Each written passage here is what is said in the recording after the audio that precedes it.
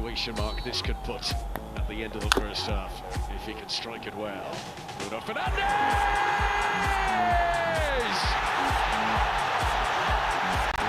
The captain delivers! What a goal!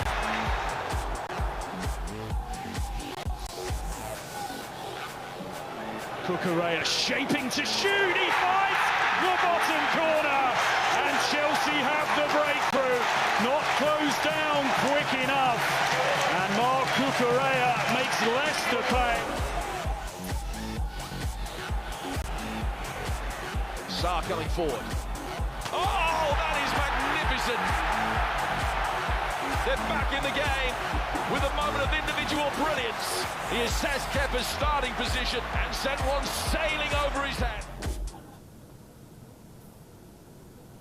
Hello, a very brilliant evening to you, wherever you are catching us live from. Let's thank you so much for being part of the biggest evening show right here in Arua City. This is Sunrise TV, and it's the program called the Sports Desk Show right here. My name is Senior Jerome, the host of the show. There are so many big stories developing in the world of sports. Remember, internationally, the transfer will be closing down, and the biggest one is Liverpool Football Club signing in finally a player in the names of Alexander Isak. Finally, the saga is over, and above all, they were again going in to sign a player in the names of Marc Guehi. All these players are set to join Liverpool Football Club in there. And then at United, Lassem is back at Old Trafford. Of course, he is set to pen to paper on his 5 years contract at Manchester United. And then at Manchester City, there's a player in the names of Gennaro Donnarumma is set to be unveiled as a Manchester City player in there. Of course, the biggest one home here is all about Mohamed Saban finally getting a new home after having a number of spells minus getting any club in there. My name is the Senior Jerry, the host of the show. All this we shall be discussing it here with my guests here. I do have Eddie Hammers right here with me in the studio. Eddie, you're most welcome to the studio for the first time. Okay, thank you very much. It's always a pleasure being in the studio like Sunrise TV. Yeah? Yeah. I know today is your birthday, and the problem after here will be pouring water on you in there. Officially an adult, perhaps making 18 years. 18 years down the road, following sports. Yeah? It's always a pleasure being, and, talking about sports, like getting to that punditry. Yeah.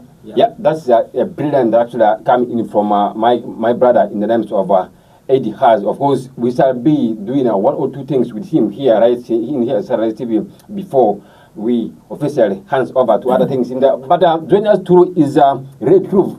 Yesterday, we were here with him, and again, today, we shall be talking about the Liverpool game.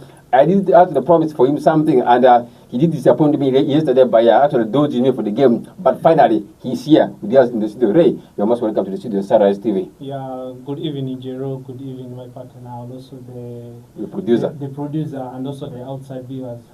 Hope everything's well there. And what's just making trend this evening is the West Nile province, Ahmed Bourin, being appointed as a head coach and being assisted by Shizo Kuti. But to me, it's bringing me a lot of questions, and if you try to see most of the players are still outside the country, and to me, it's like asking the question: which kind of players are going to face in this coming league? All right, we shall talk about that. We shall talk about that actually in life there. But let's first pick it here and talk about Mohamed Saban's story. Of course, this is a player who has been here in West Nile for a number of years, and he came up to limelight through the system of Arua Public Senior Secondary School in there. After that, Ontopraka spotted him, and Ontopraka signed him to play for them in the actual big league level, and again in the South Ghana Premier League. And this now comes a big offer from Mohamed Saban. Finally, he has got a new home in Kenya in a team called Gor Mahia. Gor Mahia is not just an ordinary team. This is one of the powerhouses in Africa, and this is a team that has been consistently dominating Kenyan football. And finally, Mohamed Saban is in that team. How great is that move for Mohamed Saban after leaving Liberian side? I'm talking about Al-Ahly Benghazi. Senior Jero, as a matter of fact, no doubt about Jagason. He earned this nickname Jagason way back in 2016 after completing secondary education here in Arua Public. Yes. He was signed by Ontopraka FC. Yeah. I Eddie also followed this guy personally. You know, I used to follow football. I used to go and watch this guy play down in Greenlight. So this guy is a very good footballer. But what he lacks right from the beat today is actually that beat that the salary bit of it. You know, there's always that expectation he has about football. He takes football as business. Today I want to talk specifically about this guy. You know, coming down from Al Anwar down in Libya. This guy was spotted in by NEC. You know, he wanted 10 million. Yeah. That was the salary expectation he wanted from NEC. Yes. A poor NEC. And a release clause of 200 million Ugandan shillings. How big is this money? As his signing fee, how big is this money? A Ugandan club like NEC. Seriously, I think this guy should. Okay, all the best for him. I'm not saying it's actually bad. Football is business as per now. It's a professional business as well. I just wish him the best wherever he's going to be. But before I go to Ray, let's first look at his after finding a new club in the name of Gor Mahia FC. What does this one mean for Uganda Cranes? Of course, we all know Uganda Cranes is set to actually prepare seriously in what we call a FIFA Club World Cup qualifiers. Are we seeing Paul Put finally calling back a player in the caliber of Mohamed Saban back into the national team? Of course, he has already summoned a 24-man squad already. And Mohamed Saban is not inclusive in that team. Does it mean that after getting a big club in the name of Gor Mahia, does it mean that he is supposed to come back and play for Uganda Cranes? Can Paul Put call him back to come and play for Uganda Cranes, Eddie? Senior Zero, as I just see, football in Uganda is all about how you market yourself. Jagason, all the way from Uganda, going to Kenya. Yes. I'm not seeing that possibility of him being called back. Because we already saw the likes of Khalid Aucho being called to seal the 26-man squad. So I'm seeing no possibility because Mo Saban has been affected by injuries in and out. So I'm not seeing that possibility because he has been clubless all this while. Okay, let's first talk about Mohamed Saban's journey. Of course, after leaving on to Praha here, he has been having that mixed actual performance. Once he's playing here in the country, he always have that high expectation and he always live to the building here in the country. But once he goes outside the country, that's when things now start actually going down for Mohamed Saban. How great is this move for Mohamed Saban in that regard? Of course, after leaving Ethiopian a Libyan side, I'm talking about Al-Ahly Benghazi. After having that small loan still, after that, his contract got terminated, and finally he's back in the country, and he has now got another country to actually live in. That's Kenya, and he'll be playing in the home soil. That's East Africa. How great is that move for Mohamed Saban after having that long spell in that football? Yeah, I can just say, first of all, Mohamed Saban is just the luckiest player. Yeah. As you're trying to see, he was trying to move out of the country twice, right? Yes. The first one was in Morocco. Then he came back, and then he also went to Libya. Yes. The reason why it's not only Mohamed Saban not making it.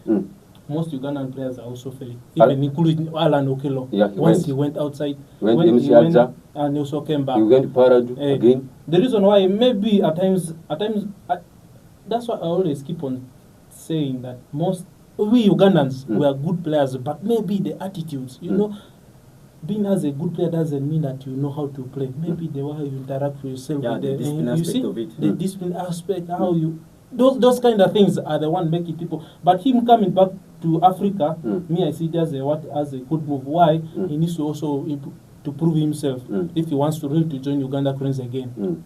Because now like in Uganda, the football, the players have really stepped up. They have improved their game style. Now, if he wants to really to join Uganda Cranes again, let him come and let him go to this new club where he has got in Kenya, and let him prove himself so that he will be someone among the 20-man squad. But how do you expect Mohamed Saban to behave this time around? We all know he has got that temper in him. Of course, you know, he's someone who is very aggressive. That's Mohamed Saban. That's the fact about him. That's those are some of the challenges making more Saban not to settle in clubs. Is that the case always?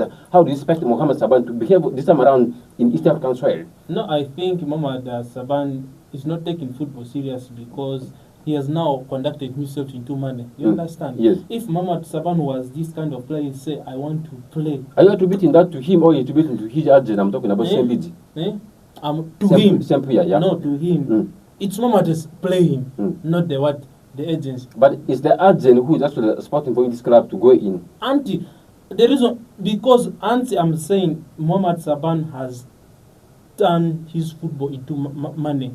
You understand? Remember when he was in Onduparaka, he was not expecting much of the money. You say he wanted it. Now after him making it to the limelight, he started. I can give you an example of what my brother said. He asked for what? 200 million. Can really make offer that money to Mohamed Saban? But I'm just giving you an example. That's why I'm saying Mohamed Saban is now more of money, not football. And age is clocking him. He already 26 years old already. Age is clocking him. But in African African football, we can still call him as a young lad. You understand? And to me, my advice just to him is, this is now the third time. I think let him first come back and settle, and let him make up his mind. Let him first play that football that God has given him. He can achieve anything. Yes, he has achieved most of the thing, but there's still one thing he's still lacking. Let him go again outside the Europe. You saw most of the reason why I always cry. Why is it most Africans are failing to play outside? Because of all these few mistakes, the discipline, what ego. You understand? The most dangerous thing is if you don't know how to control your ego, temper, those other things. Player relationship and also a coach relationship, also including the fan. If you don't know how to control those things, trust me, yes, they will call you as a player, but you'll not make it. Those are the key things which is killing most of the players. I'm also saying Mohamed is also among the team squad. Eddie, why do you think that Mohamed Saban decided to go outside Uganda, not signing for clubs here? Of course, NEC, we're interested in key services. I'm told KCC came knocking. And a team the names of Vipers as well came knocking, but he opted to play for a team the names of Gor Mahia down in Kenya. I think finances were one bit of it. Actually, there was no club that could come pulling out that big millions. You know, like pulling out 10 million shillings as salary and 200 million Ugandan shillings as signing fee. That's really something so big, like a mountain to climb for Ugandan clubs. So I think the second aspect of it was like the discipline. You know, he has been playing in this country. All the clubs know about his discipline. You know, only 2 to 3 months of not receiving salary, someone backs at you. You know, someone shouts at you. It's not something really good for a player. Like, you know, discipline plays a key role in football in world. You understand?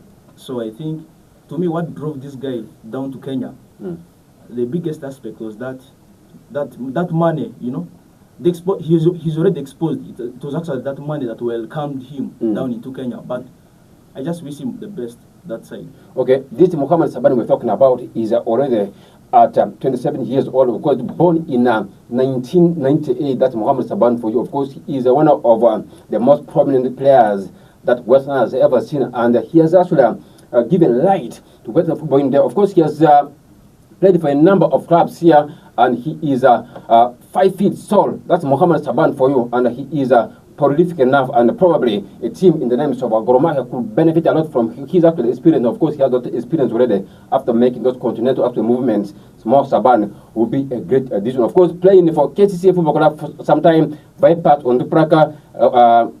Another Casablanca, not forgetting a team in the names of Ontupraka. That actually made him to be known is actually something that we can give little about Mohamed Saban. He is a player of high profile. So we expect Mohamed Saban to be called back into the Western Province team. Of course, Western on the 17th of this month will be playing against Bogishi Province. And the province, these province games are probably going on. I'm talking about the FUFA drum. And Western has kind of delayed a little bit. Of course, there were issues of coaching bit. Of course, Samson Sizokote stepping down as the head coach. He said he no longer doesn't work. He doesn't want to work as the head coach for the Western Province team. Instead, he wants to work as an assistant coach. Of course, yesterday we talked about this, and finally the team has been revealed. And Samson Sizokote will be deputizing Fabio Ahmed Borini in the technical team of Western Province. As Borini will be the head coach, then Caesar will be working as the assistant coach. Of course, the two worked as coaches at the Arua Hill Sports Club before them getting to separate each other. Of course, Borini got actually a new home in the name of Police FC in the third time to Ghana Premier League, and Samson Sido Kuti was at the helm of Ontoprak Pokola in the big league level, and apparently he has actually reduced his CV a little bit. He has now joined the club of his actually pepper quality in the names of Pakwati actually youngsters in there. What does this one mean for Western football? Of course, only 6 days for Western to play in the province team against Bogiso, and these games were initially supposed to be to be hosted by Yumbe Duty, and it was supposed to be played at the Bama ground down in Yumbe, but this has now been shifted here at Gulani Stadium, and it will be played here in Arua. Finally, Borini and Samson Sido Kuti have got a long way to go in terms of some of the players. Of course, majority of these players are out. Like Mohamed Savani has gone out. 90% of these players are now having what we call those international movements. And how great would this one affect Western football? We all know Western province is having that actual financial consequences. That money is not there in the bank to see that all these players who are abroad needed to be brought here to come and play these games. How this will affect Western football? Ray. First of all, I want to say this game that West Nile is preparing, there's still a lot of problems that West Nile is facing. Let me start from the management room. First of all, the media team, UK is forcing his way to step down, which is another big blow for West Nile province. Then also, the head coach, Ahmed Borin, he's a good coach. He has gone through a lot of clubs, Onduparaka, Calvary, Paida Black Angels, and now finally he's in Police, right? This is the kind of coach who has got some experience, and he also know some of the players who can also fit in for him in this league. But now what is hurting most, the thing which is killing now the West Nile team is most of the players are still outside. So it's now bringing a question, now which kind of player are they going to summon in order to face in this coming league? You understand? Now this question will not come to me, but will now come to Borin and Caesar Okuti. You understand? Now it will be upon Borin and Caesar Okuti to now sit down and really scratch their head to come up with what. Seriously, it's going to be tug of war. This game is going to be tug of war for what? For West Nile. Trust me, most of the players in Sudan, others are in me. Now, you see, it's kind of hard, but I believe in them, and I believe in. I'm not saying that they're bad coaches. They're also good at scouting players, and I also believe in these other players who are still within the region. They are going to make it, but trust me, they are still going to have some challenges. But all in all, I can just say that I wish them well in this forthcoming. I think this is in this coming Open League. But trust me. But the only thing that I wanted the regional league,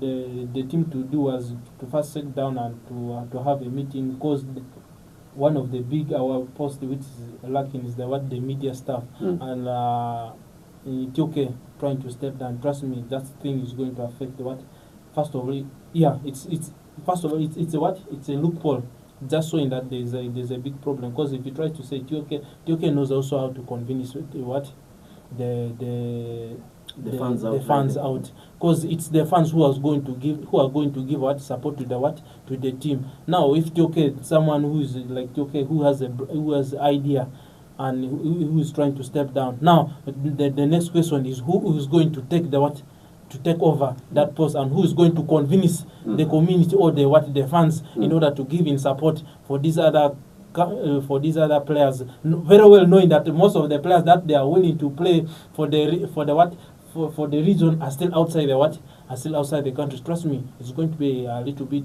hard taken call, but I can just say that I wish them well in this coming league. But all right, Western Province has decided to go for coaches. Of course, we have seen this one happening in Ugandan football. That's basically in the third time Uganda Premier League. A team in the names of KCCA going for coaches, and Vipers as well. Last season had coaches. Freddie Mhumuza and Johnny Ayala were working closely in the team of Vipers. Then at KCCA, the same saga also happening, and West Nile has kind of copied that, and they have brought in these coaches who all have got the same paper level, CAF C. That's Borin and Samson Sido Kuti for you. How will West Nile benefit from the two coaches in preparation to see that Bugisu must fall here in a row? In my own point of view, seeing West Nile going to these games, Sizo Kuti is a very good coach. You know, there's that one advantage with him is the familiarity. You know, he's from home. Players from home are going to play with him. He even decided to coach in local language. You know, there's that football language you understand. Yeah, he's always there, yeah. So I'm seeing Sizo Kuti, the advantage is he's from home. Players will get to understand him better, you know, that football chemistry works. Now, how it will affect West Nile football currently? I'm just seeing the late call of players up to now. Yes. The first training has not been done. Yes. And you know the game. You know, there's that formidability they need to get. That chemistry. Yeah. So understanding who plays best here.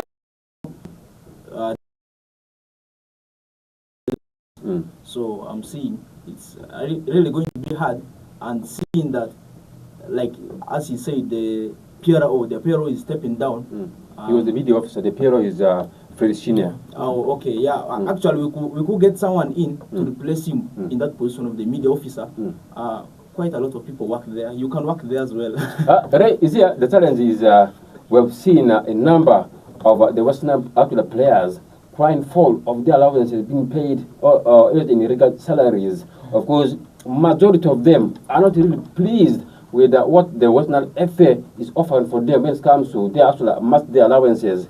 They think they have been cheated. How should Western FA address this issue this time around to see that the players are motivated? We all know that player motivation is one of the key factors for a player performance on the pitch.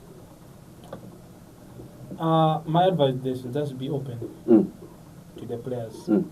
If they just say they see this amount of money, let them just be open, not saying that let's wait, we are going to. I think the gate collection is being divided into sequences, right? The FIFA will also take his part, then also for the team management, also for other things. You see, those are also some talents that's also affecting the league. And my advice was, I think I'll just say that let also Magogo also think of this thing. Trust me, it's a regional, it's a what? Again, Magogo has done what? People have been criticizing Magogo because of the new format. No, gate collection, you break it down. You say the football also takes some part of the money. Then the remaining money will also be for the team, for the region. Let me also now you put transportation is there, then feeding is there, then accommodation, then allowance. Now you see those are the challenges that will affect the league. You understand? I think to me, sketching money or also marketing. It's kind of a hard thing. But today, my advice to the board members, maybe let them just be open to the players, saying that we are going to go with A. If A fails, then we go with B, isn't it? So that they will just know this is what we are going to go through. All right. Simple. Let's first travel and talk about Lugogo Bay. About KCCA and the biggest Enoch Walisimbi, one of the most to the for KCCA after leaving the name to UR.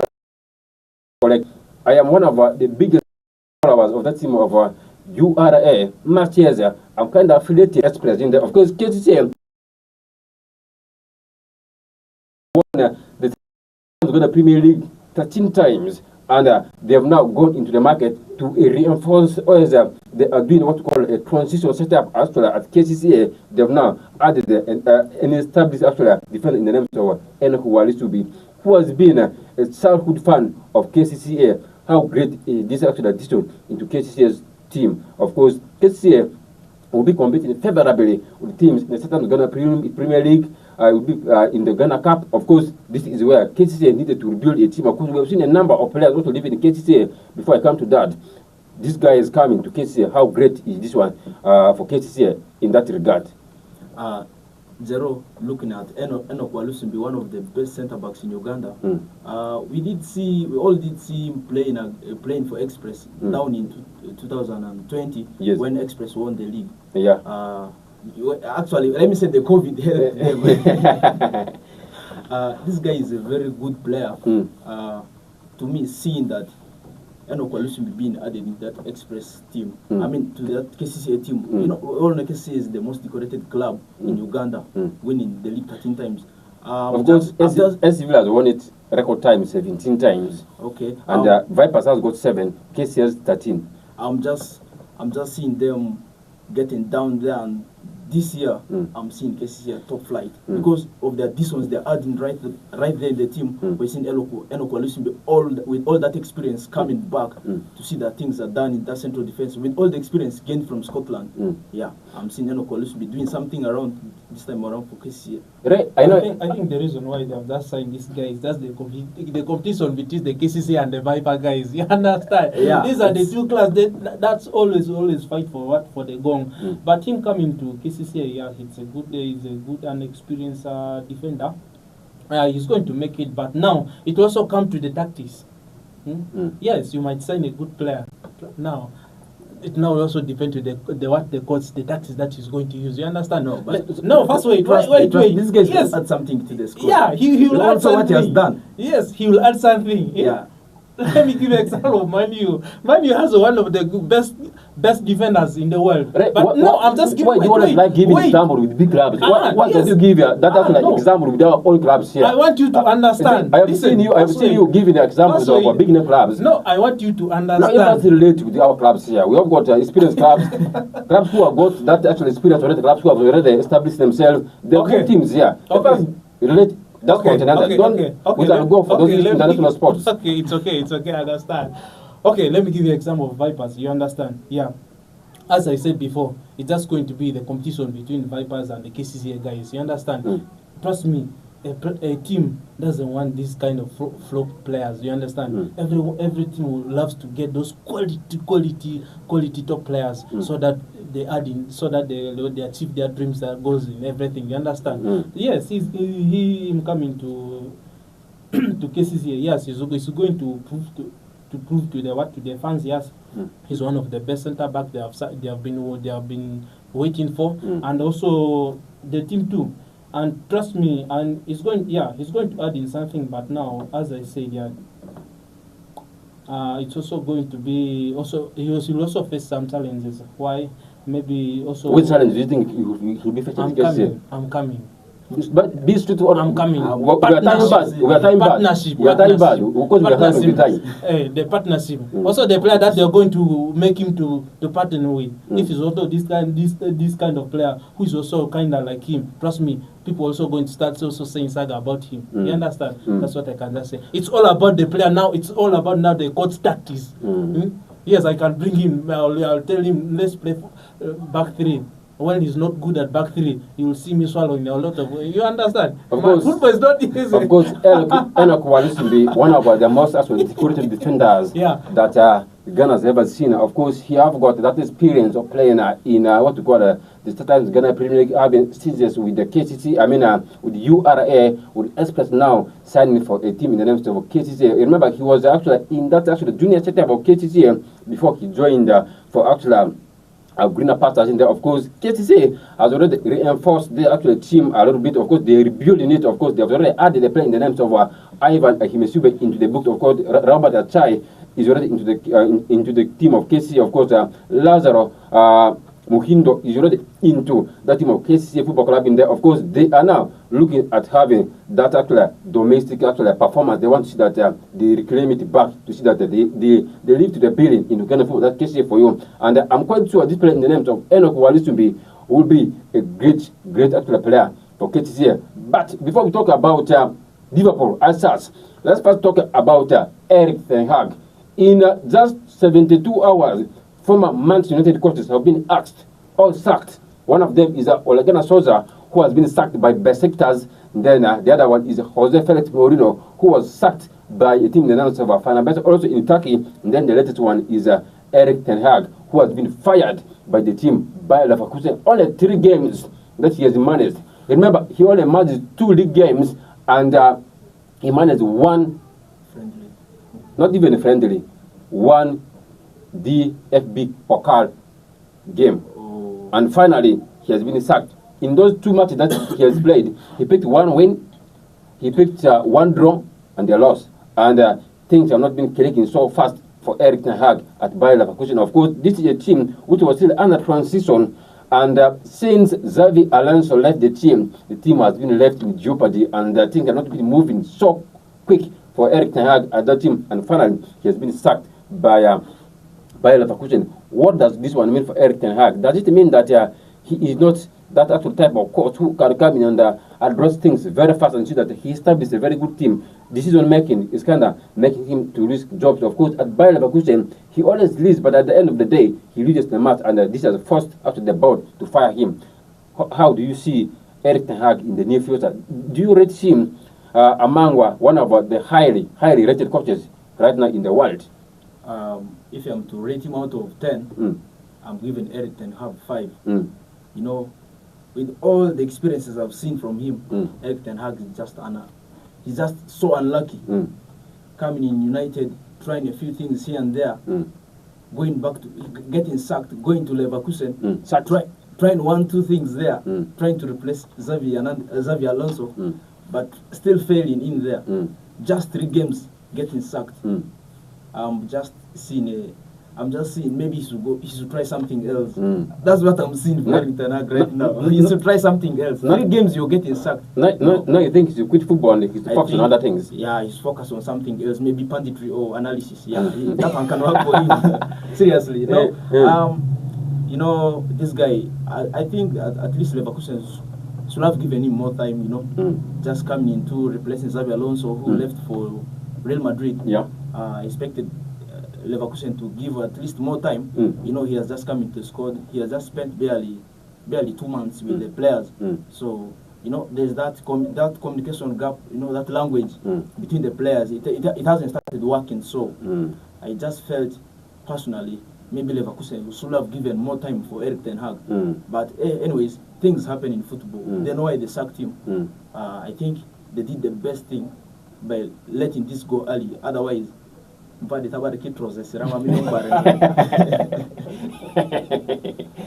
see, at the Bayer Leverkusen, this team, most of the key players left. Of course, they also added a number of players into the system. One of them is Malik Taman from PSV Eindhoven, Jaron Kwasa from Liverpool, and then they have got a player in the name of Ben Sagir from Monaco.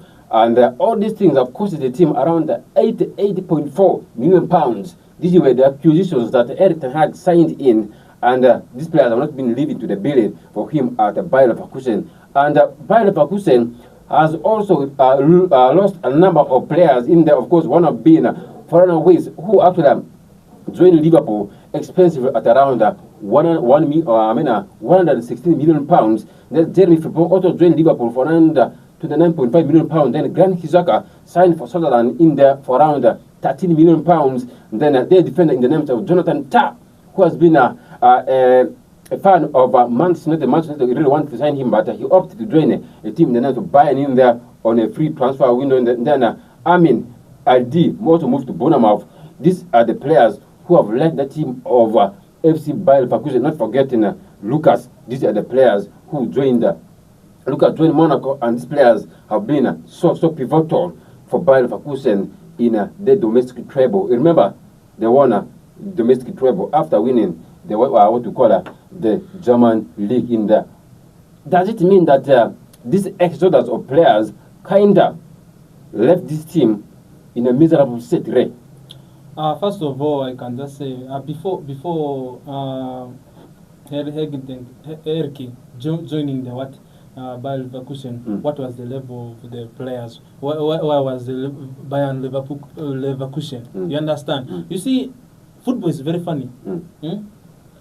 Yes, football is very funny. The reason why I'm saying football is very funny is when you have your key players, when you get to understand your players, that's when you can go. Now, Erik ten Hag, being as a new coach, he was still trying to adopt the culture. You understand? Now, also the bad thing, you see, the bad thing with clubs, they always aim higher. Like once they signed you, they always want you just to pick from there. You understand? But of course, they always terms when you're signing a contract. Of course, when you're signing a contract on performance base, you have to perform. If you don't perform, you're supposed to be fired. Yes, there are terms. But now the problem was Bayer Leverkusen letting most of the players to join other team. That was one of the the biggest problem that affected. But at least Ten they Hag. brought in players. They also brought in Yes, players. yes, they brought in players. You understand? But Yes. no, you can just come home and settle in just in less than two hours. You understand? You need to first sit down and you need to first understand the environment. You understand?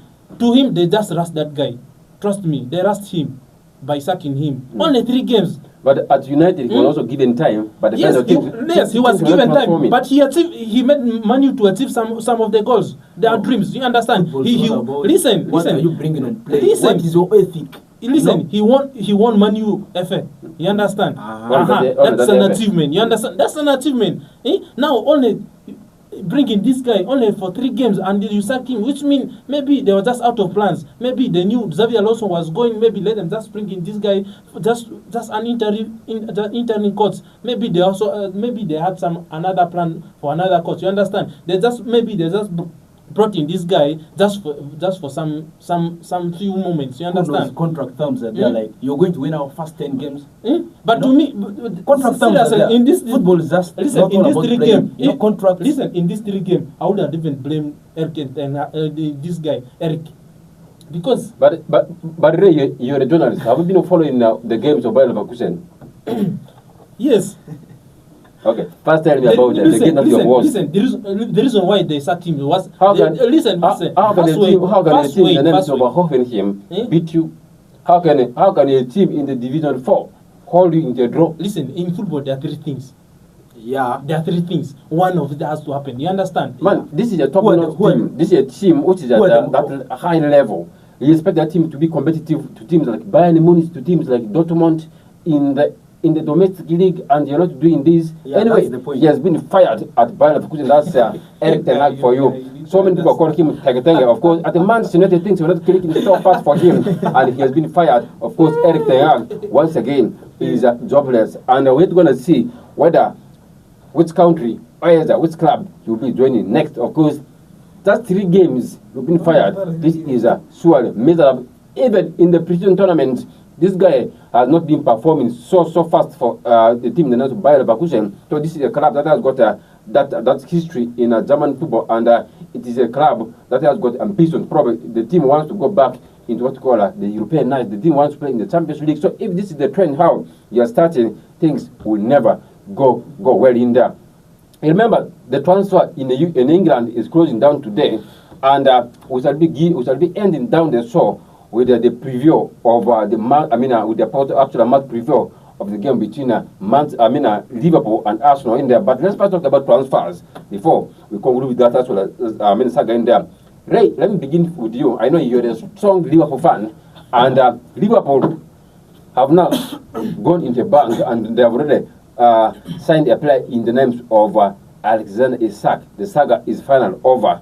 They have signed him for around 125 million pounds. And then it will accumulate up to 130 million on add-ons, always on bonuses. And then again, Liverpool also going in to add another defender in the names of Mark Guehi. He is already a Liverpool player, and a player in the names of Alexander Isak has already finalized his medical with Liverpool, and a player in the names of Mark Guehi, who played his last game for Crystal Palace yesterday, and he scored a nice goal against I think Brighton yesterday, not Brighton, but Essex in a team in the names of Wolverhampton Wanderers in there, and this is now where he has now got a new home, and with the spending that Liverpool has ever had in the transfer market this time around, how do you rate Liverpool's signings compared to other teams in the Premier League? Liverpool signing, I can say, is one of the best this season. Why am I saying this? If you try to see, one of our players, they have ended they are already left with the season to end their contract. I can give you example of Konate. The reason why they signed this Crystal Palace defenders is to replace him. You understand? Because Konate is really fighting to join Real Madrid. Maybe after this season he will be free. Even PSG are following him. Yeah, he will be free to join. Then bringing this guy from Crystal Palace, I think he's going to be a replacement. Then also bringing Isak. You see, it's also a replacement to our late Jota. You see, we don't have a typical number 9 there. So that's the reason why they were fighting to bring in Isak. You understand? Because the money was huge, but they had to swallow. You understand? because they saw the quality on him. This guy has been ever killing clubs. Not even, let me just say Liverpool. He has been just destroying Liverpool. Every game he has to score. He has to score. So they saw some potential in him. Yeah, he's coming to Liverpool. Trust me, he's going to make Liverpool to have some stability in terms of goal scoring, and also in terms also what, also hyping, like maybe new companies. You see, so Liverpool, this league is also about hyping companies, also contract. You understand? If you have a good team, you like let me give you an example of Arsenal. Why last season Arsenal was one of the best team in terms of making money. They were making names. They were making a lot of what. They are making a lot of statements there. Then the reason why they were bringing Isak is, you see, Liverpool is targeting this. Maybe they are targeting for Champions League. You understand? Champions League. They also target to retain the Premier League title. You understand? It's very sad when, like, once you take the trophy and then you fail to trust me, you fail to retain it. Yeah. It's kinda sad. I think these are the reason why they are bringing these players, because there are so many leagues. You understand? The Carabaos are there, the IFS are there. You see, to increase the squad. To increase the squad. Eddie, you see, Ray is talking about Liverpool in a perspective that he's a Liverpool fan. No, it's not. That's the reality. Not that I'm a Liverpool fan, but I'm speaking the reality. Let's first talk about of how much of squad depth will he add in the team of Liverpool? Because Liverpool has lost a number of players, but I don't want to talk about those players who have left the team already. But let's first look at the influence that this guy will be bringing that team of Liverpool Football Club. Because he has got the Premier League experience, and they play in the names. Mark Guehi also have got that Premier League experience. How great will this team boost that team of Liverpool Football Club in their quest to defend the Premier League trophy? Looking at Isak from my own perspective of it, Isak, one of the top-notch strikers in the Premier League, and I can rate him one of the best strikers in the world currently. That's my own opinion about him. That's Isak for you. Adding him to the team, it's one of the best things they've done. You know, Isak is coming in there. I'm just seeing a situation whereby, first of all, the price of their tickets has risen like from 18,000 to 25,000. That's just for the coming of Isak. Now bringing back Isak into the team right now, I'm just seeing like it's either Liverpool wins or you lose against Liverpool. Seeing whereby you're going to see Isak as a number 9, whereby you're pushing Ekitike to the left wing.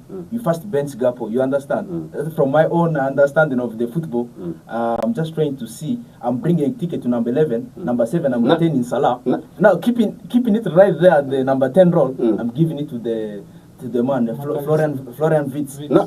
Now which formation are you using to see that he accommodated all these players, Ekitike, and playing the names of Isak all together in a one team? Which formation are you using? Are you using 4-2-3-1, or are you using 4-3-3, or are you using a 4-2-2-2 formation?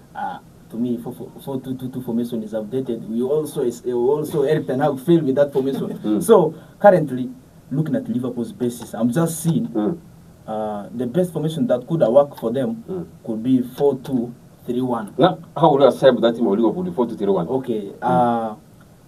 For the back four, it's as usual. Yeah. No one's going to bring controversy about that. Of course, as usual. Of course, Konate is down injured already.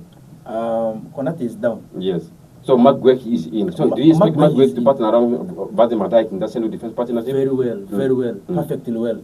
Then coming to the central, to the deep six, I'm seeing Ryan Gravenberch is right there. I'll put Szoboszlai as number 8. Then as my number 10, I'm putting Florian Wirtz. I'm putting number 11, I'm putting this guy. Salah? No, as number 11, I'm putting this guy, Hugo Ekitike. Then as my number 9, Isak himself leads there. The Thunder himself, he leads there. As number 7, Salah. Liverpool is killing. Liverpool is retaining the league. Actually, I had given it to City, seeing that City a bit trailing. But I'm seeing Liverpool taking it again. But why can't you add a player in the names of McAllister in the midfield? Why do you add a player in the names of Soboslai in that bit of the park? We also against Bournemouth. We also, when actually Gravenberch was ejected out of the play, we also, what happened? We also had the mid try to giving a lot of loopholes there. There was a lot of space created. We also, what Semenyo did, perusing through the mid, clearing the defenders, confusing the keeper. Yes. Even the best defenders we have seen, Van Dijk and Konate, being confused. Yes. That was all from the error of the lack of Gravenberch in the mid. Yes. So adding to that, number 8, we also, what he did yesterday, I'm just trying to bring that aspect of it. He's not that workaholic, but at least giving those tackles, just managing the play, controlling the play, he's actually the best man to do it in Liverpool. I'm stepping down for Gravenberch right there. That's number 6, and then Szoboszlai. Yeah. All right, Liverpool have now done what you call a break record signing a player in the name of Alexander Isak is expensively. That is the most expensive player right now currently in the Premier League history. Of course, he has been signed expensively in the Premier League history. There's no doubt about that. A player in the names of Alexander Isak finally being signed by Liverpool. The saga is finally over, and you expect a player in the names of Alexander Isak to play for Liverpool in the next game after the international break. Of course, the most expensive players in the British history, one is Alexander Isak, signed for around £125 million, followed by Florian Wirtz, signed for a fee in a region of £116.5 million. And then Enzo Fernandez of Chelsea Football signed at £106 million. And then Declan Rice of Arsenal Football Club signed at £105 million. And I can tell you, the pressure is going to be so much on Alexander Isak to perform at Liverpool. Ray, do you think that that record is going to be affecting him? Of course, he has to deliver. Of course, the club has bought him expensively. Let the Liverpool fan. Do you think that he's coming with pressure, or he's coming without pressure at Liverpool? With the current squad of Liverpool, I don't think Isak is going to face a lot of challenges. I don't think. Maybe injuries. Because if you try to see, as my brothers was analyzing for you the squad of Liverpool. Right now, Liverpool is one of the most feared Premier League club in the entire England. And him, and as you I can your question. Your question. Wait. Let's first talk about Manchester United right now, about the signing of a new goalkeeper in the names of Lascelles. Of course, this has been the cry that Manchester United fans has been actually demanding so fast. Of course, United, Ante Baidire struggles with error boys. Andre Onana again struggles with footwork. Is it high time that Ruben Amorim needs to give a straight up call to a new signing in the names of Senne Lammens? Do you think this is a great addition to Manchester United's goalkeeping line? A very great addition right there. I'm seeing Senne Lammens coming in, shutting down the likes of Baindira and the likes of Andre Onana. Yes. We all know he has that. He does well in footwork, error balls. From statistics based on last season, we also, out of 11 shots, like in the 16, yes, he gave a hand like straight into the gloves, yes, getting at least 6 of them. 6 balls like in the 16. Yes. Out of 11 shots in the 16 yards, getting 6